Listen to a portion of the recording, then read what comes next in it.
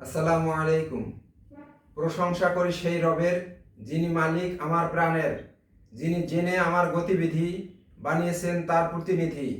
আর মুহাম্মদ মুস্তফা সাল্লাল্লাহু আলাইহি সাল্লামকে লাখো সালাম জানাই, যার মাধ্যমে আমরা দিন খুঁজে পাই।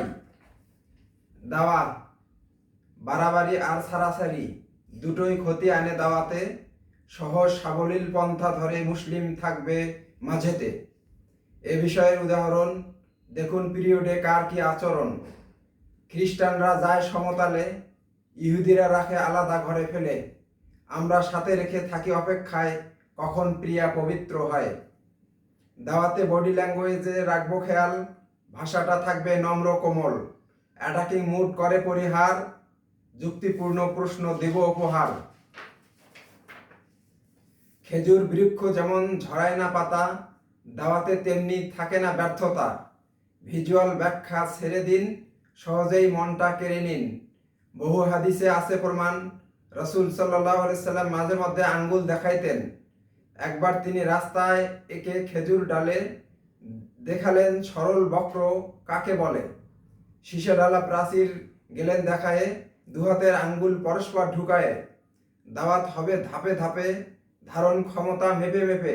এতে মানার সামর্থ্য যাবে বেড়ে, তাই তো মদ হারাম হয় 3 স্তরে। নাড়া দাও আবেগ অনুভূতিতে, সুবিধা পাবে সহজেই বুঝাতে।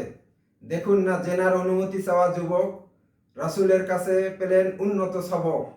প্রয়োজন হয়নি ধমক, পরনারীর প্রতি কোনোদিন ফেলায়নি আর পলক। এ কাজ ভালোবাসায় হবে পরিপূর্ণ, রাগ ক্ষোভ জ্বালা করে চূর্ণ। যেমন মসজিদে পেশাব করলে বেদুইন, খেপে উঠল সাহাবা আজমাইন।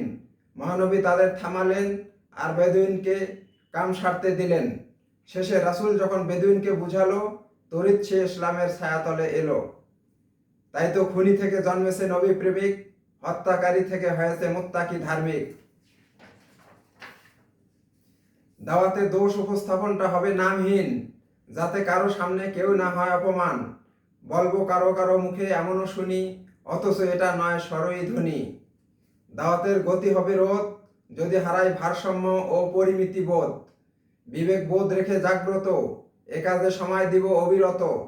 যেমন মাগরিবে ধরলে বাকারা, শ্রমজীবী মুসল্লি হবে ধৈর্যহারা। শুনলে বাচ্চার কান্না, সাহাবাগণ নামাজ লম্বা করতেন না। ঝোপ বুঝে দিয়ে কোপ, উপস্থাপন করুন দাওয়াতের টোপ। যেমন ইহুদি কিশোর দাওয়াত পায় মুমূর্ষু অবস্থায়। আজ যদি দাওয়াত থাকতো সরকার থেকে সরকারে, তবে কি ফিলিস্তিনের ভাগ্যাকাশে এমন কালো মেঘ আসতো বারবার ফিরে। আসুন নিজের জন্য করে অ্যাপ্লাই, চলমান কোরআনের পথে এগিয়ে যাই। দয়া করে চ্যানেলটি করুন সাবস্ক্রাইব, যাতে সহজ হয় দিতে পরবর্তী ড্রাইভ। আসসালামু আলাইকুম।